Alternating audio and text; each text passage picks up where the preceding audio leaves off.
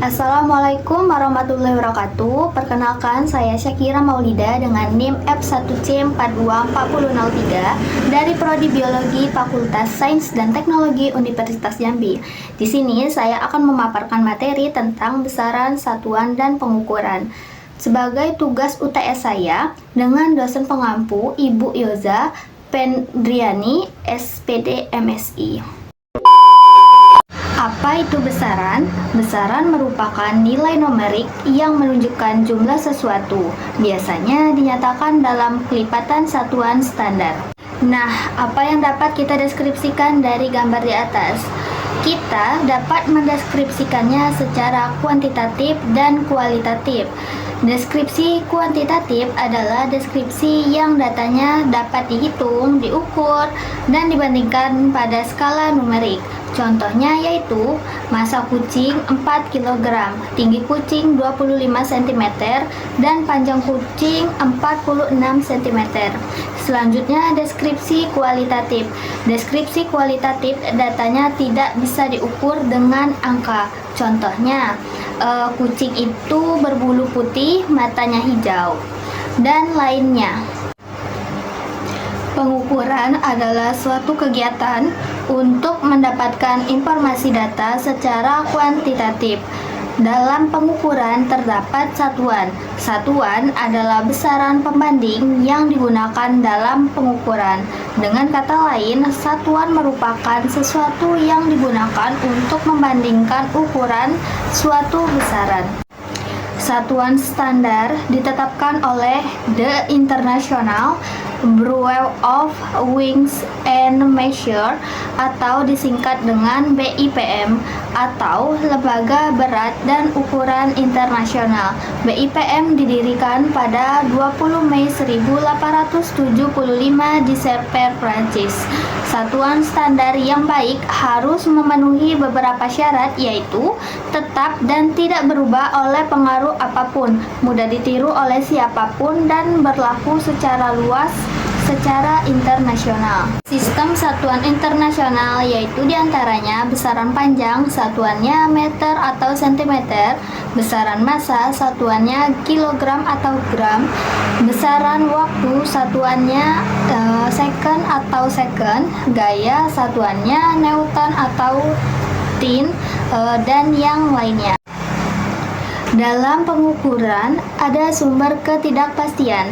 Sumber ketidakpastian adalah ketidaktelitian bawaan yang dapat muncul dari berbagai faktor. Sumber ketidakpastian pada pengukuran diantaranya yang pertama ketidakpastian skala. Ketidakpastian skala adalah batas ketelitian pengukuran yang dibatasi oleh alat ukur. Yang kedua, kesalahan nol. Kesalahan ini terjadi karena petunjuk alat tidak pada skala nol. Yang ketiga, ketidakpastian aproksimasi. Ketidakpastian aproksimasi adalah ketidakpastian yang muncul akibat pendekatan atau penyederhanaan dalam suatu pengukuran. Yang keempat, masalah definisi. Misalnya, sebuah benda berbentuk trapesium. Untuk mengukur panjang dapat dilakukan dengan berbagai cara, yaitu dengan mengukur bawah trapesium, bagian atas trapesium, atau juga bagian tengah dari trapesium. Yang kelima, ketidakpastian random. Ketidakpastian ini berasal dari pengaruh yang tidak dapat diprediksi dan dikontrol. Yang keenam, ketidakpastian pengamatan. Ketidakpastian pengamatan merupakan ketidakpastian pengukuran yang bersumber dari kekurang terampilan manusia saat melakukan kegiatan pengukuran. Selanjutnya, kita akan masuk ke contoh soal dan contoh pengukuran. Di sini saya mempunyai sebuah balok. Kita akan mencari volume dari balok ini. Untuk mencari volumenya, kita membutuhkan data berupa panjang, tinggi, dan lebar dari balok ini, dan juga kita membutuhkan alat ukur berupa penggaris. Kita mengukurnya harus dari titik 0. Didapatkan hasil dengan panjang balok 11,5 cm, tingginya 6 cm, dan lebarnya 6 cm. Baiklah, setelah kita melakukan pengukuran terhadap balok tadi, kita mendapatkan data panjangnya 11,5 cm dengan lebar 6 cm dan tinggi 6 cm.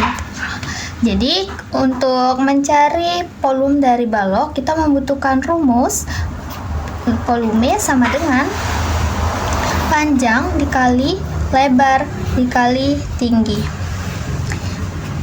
Panjangnya 11,5 cm,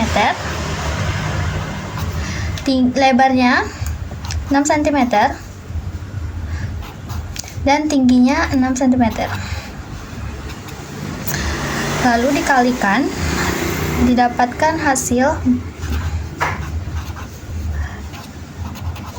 Karena dari data ada 3 cm-nya, maka dimangkatkan juga menjadi 3 cm. Jadi, volume balok tersebut adalah 414 cm kubik. Baiklah, sekian materi yang telah saya paparkan. Lebih dan kurangnya saya mohon maaf. Saya akhiri. Wassalamualaikum warahmatullahi wabarakatuh.